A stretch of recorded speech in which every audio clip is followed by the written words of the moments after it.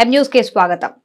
మండపేట కలవపువ్వు దేవి సెంటర్లో వెంచేసి ఉన్న శ్రీ దుర్గమ్మ అమ్మవారి ఆలయం వద్ద ఈ రోజు శుక్రవారం కావడంతో ఆలయ వ్యవస్థాపకులు రెడ్డి బ్రాహ్మణ చౌదరి కుటుంబ సభ్యుల సూచనల మేరకు ఆలయ పూజారి అయినవిల్లి రాజరాజేశ్వర రుద్రశర్మ ఆధ్వర్యంలో దుర్గమ్మ అమ్మవారికి వివిధ అభిషేకాలు, మహిళలచే ప్రత్యేక కుంకుమ పూజలు నిర్వహించారు.